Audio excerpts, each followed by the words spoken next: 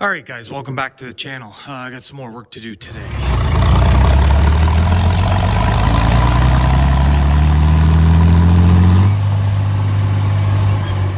So you might take notice the 986 is gone. It left. My father-in-law came to pick that up. If anybody needs to be brought up to speed, I did sell that to my father-in-law, and he drove it almost 40 miles, 35, 40 miles home, and that really is saying something about this old iron. That thing, I mean, last year I put 1 hour on it. It sat all year. The year before, I maybe put 6, 8 hours on it, and then it sat, and then just fire it up and drive it 35, 40 miles. And he said it didn't miss a beat, so he made it to his place with it, and said it had pretty good power, which we knew that here, and I didn't really have anything to actually max it out. I mean, even with the Vibra-Shank all folded down, you would just spin the wheels when you'd put it all the way down. So I don't know. He was going to do some little minor things to it, and they were going to start using it. So maybe I'll be able to catch some video of them using it. But anyway, we have work to do today.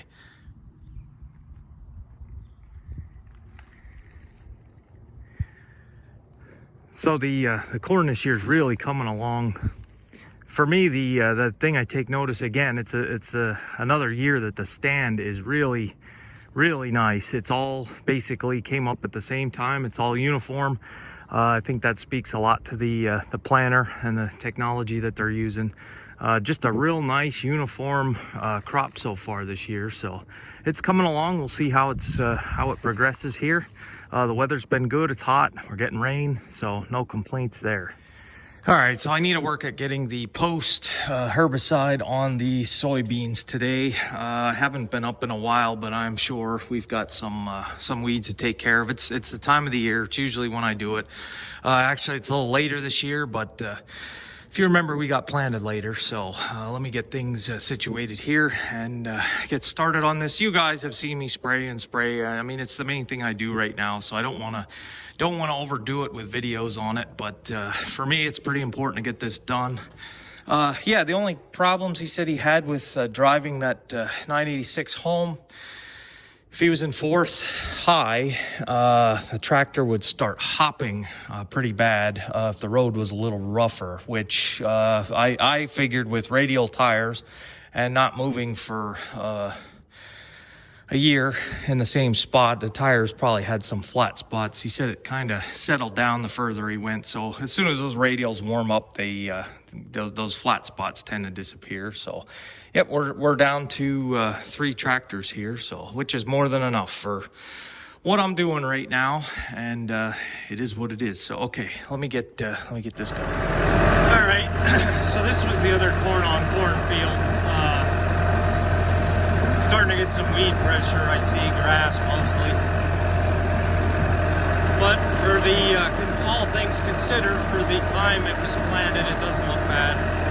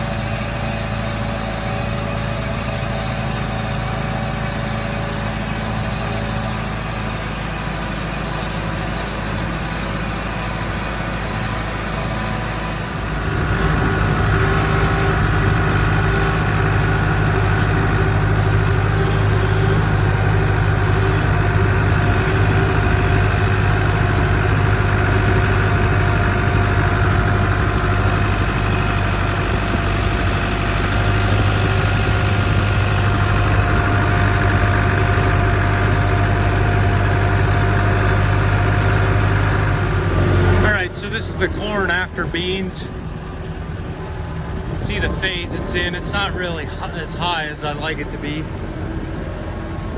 but uniform, very uniform planting.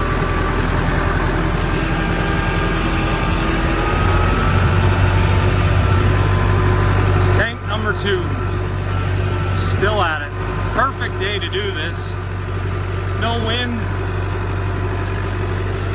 It's about 90 degrees right now at 5 p.m. in the afternoon. Yeah, we got a little bit of a weed problem, but hopefully this time next week it's all taken care of. So that's why we're doing what we're doing now.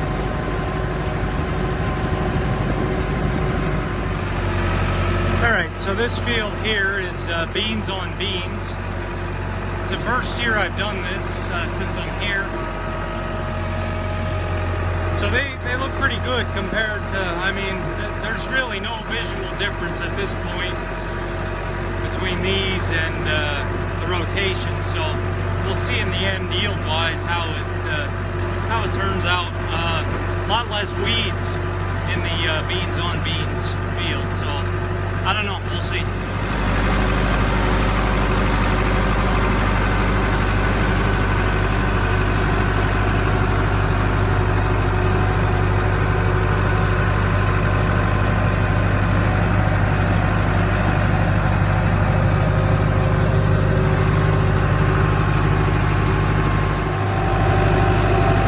Load number 4, and we're in the home stretch a little bit. Definitely have some weeds to address this year. So I'll come back.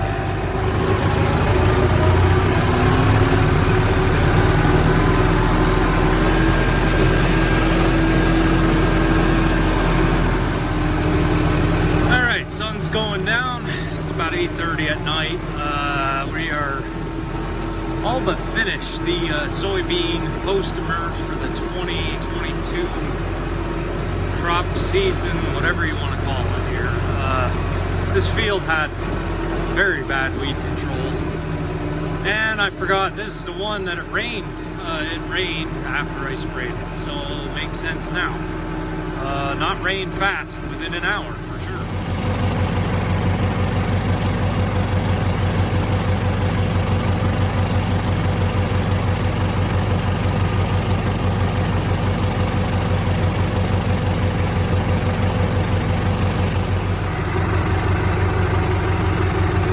One, two, three, 4, 5, 6, 7. 2 went that way. 8, 9. I just came past 2, 10, 11. There were 2 up there. 12, 13, and there were 3 over there. 13, 14, 15, 16 deer. Huh. Yep. 16 deer. Alright, so we're done. We're headed back to the farm. So that should be it for the soybeans. The corn, I'm going to give it another week until I go through it with the post. It's up, but it's not up enough to... I'm going to let it get a little taller. And then, of course, there is the liquid nitrogen application. So I'm just going to stop talking, and you guys can watch the sunset here.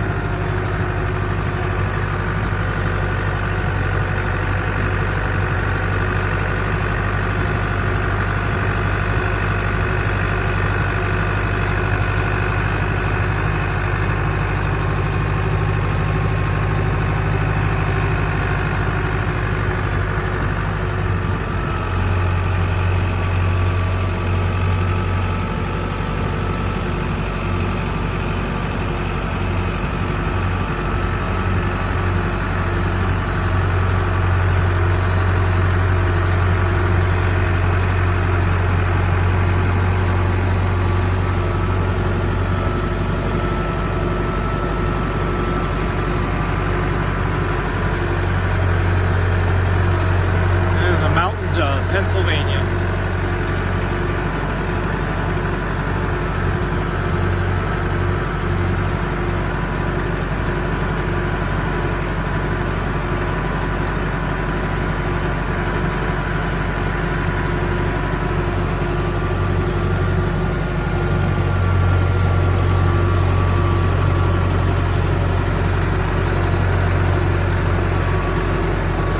I see the neighbor has some deer too over there in his field. I see 1, 2, 3, 4. So what did I say I had? Oh, there's another one. 5, 6, 7. They're down in the bottom there. I don't know if they're showing up on camera. 7, 8. So there's 8. What did I say I had? 16. 16 plus 8.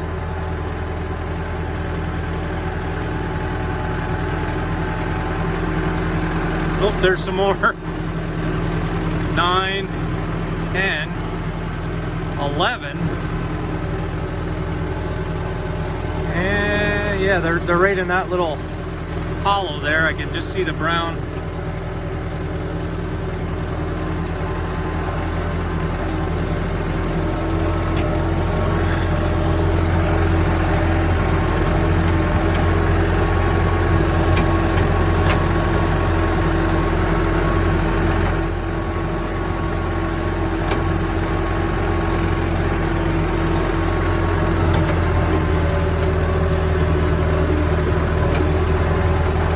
Alright guys, a little bit different video today. Like I say, I do a lot of spraying, so that's my main content right now until we transition here, or transition out of here. So, beans are done until harvest, and they'll be harvested. I got 2 more years then of growing beans, and then we are going to close up shop, I'm pretty sure. Neighbor didn't come for the hay yet. The weather's been a little bit iffy here and there, a little spotty with showers. Oh, there's 2 more. Hi. What am I at? 27 deer. Need somebody doing the deer counter? Is there any down here? Yep.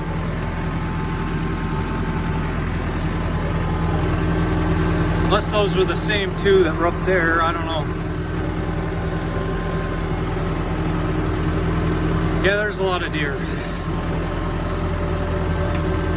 Some of those, it's hard to accuse the deer 100% because you got 2 or 3 groundhogs can do just as much damage as a whole herd of deer. So, I don't know, there were a lot of places where the soybeans were completely eaten off, so I don't know. Alright, I'm going to leave you there, guys. Thank you so much for continuing to follow me and watch the channel. Appreciate it, and I will see you again maybe next week. So thanks again.